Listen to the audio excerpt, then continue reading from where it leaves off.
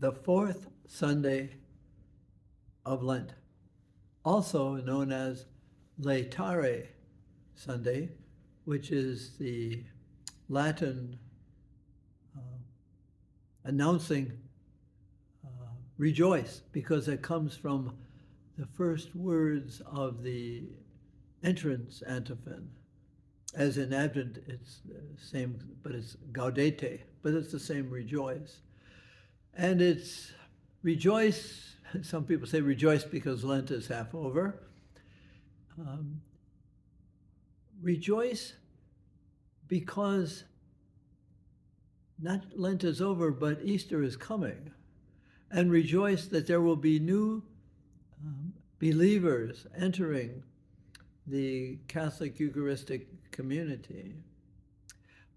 And rejoice because of the grace that has allowed us, maybe, hopefully, to understand that longing is good, that I can pass up this or that, and not have fulfillment, but rejoice in the hope and the openness to. So that's what the readings, the beginning is. The gospel today is long. Some churches will read the shorter form, but it's still the same. It's a scene. John's gospel has many really dramatic scenes in a play, if you will, and there's a very humorous or ironic statement. The disciples ask Jesus, "There is a man who's blind. Is he blind because, was he born blind because he sinned, or his parents?" Well, how could he sin before he was born? But that's a little drama on the side. Because any infirmity, disability, handicap, like blindness or deafness or mobility, that's some kind of result because you sinned. You are being physically punished with what sin you've done. And the Pharisees, who are there, of course, on the scene, they're over a little to the left if you are sitting in the seats. They're a little to the left, where they always are.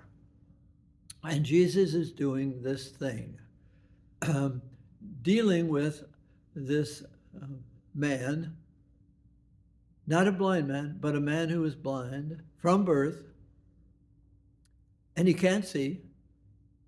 And in John's gospel, of course, and we've hinted at it before, early in John's gospel, in chapter 1, Jesus says the dramatic words, the first scene, they say, "Where do you live?" And he says, "Come and see." And the whole gospel is come and see, in John's theology, come and see the signs. They point to something. The changing water into wine, and multiplication of the bread. Those are signs. And he is that towards which signs are pointing. He is the who. So you have a man who represents fallen humanity, if you will, who are represented by the Pharisees. If you do what's right, you're okay. And Jesus, in the drama of today, heals a man. And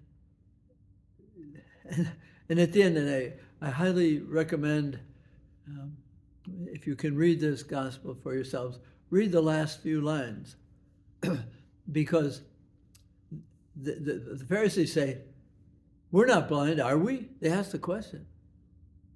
And Jesus says, "You are blinded by what you see." Amazing. You are blinded by what you see. And faith is not seeing, but trusting, but seeing differently. And that's the drama, and the drama ends there. But what is it about?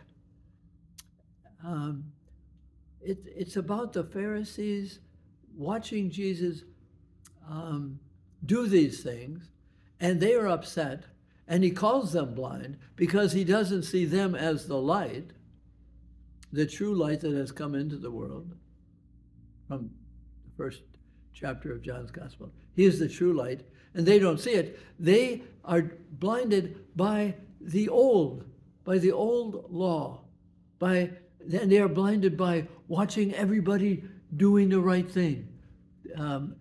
You are good if you do the right thing. And of course, the ways of Jesus and the ways of seeing is you are good and you do the right thing. You aren't saved by what you do. You're saved by what you believe Jesus says about you. So people who are blind actually do not know what they look like.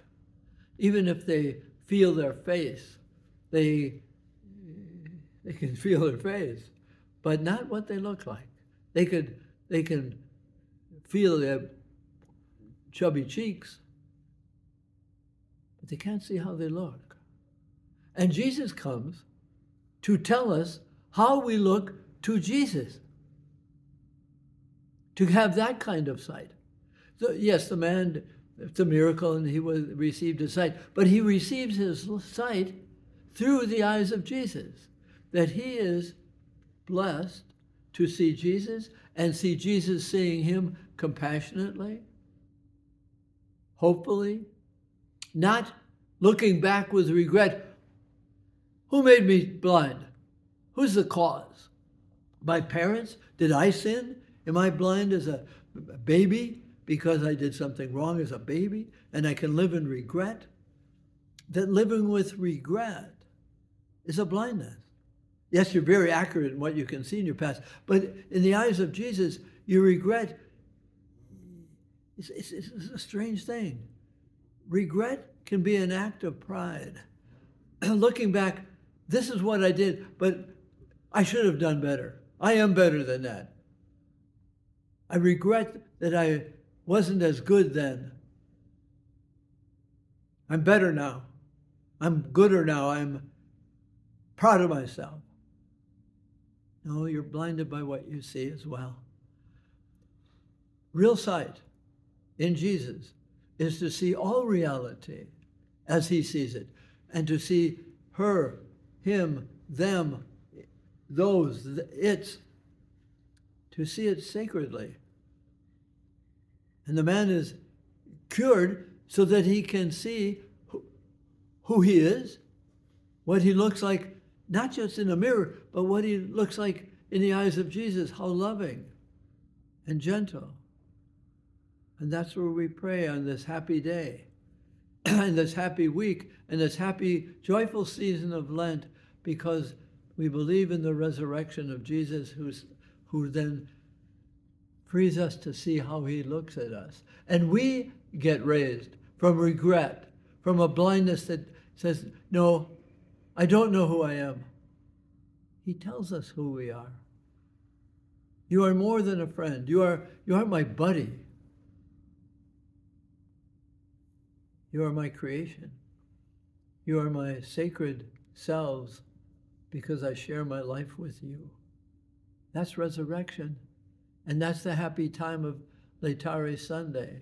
Rejoice those, we can read the entrance hymn, rejoice those who mourn for the past. Take comfort in her loving arms. Take possession of yourself in the eyes of Jesus. That's recovery of sight.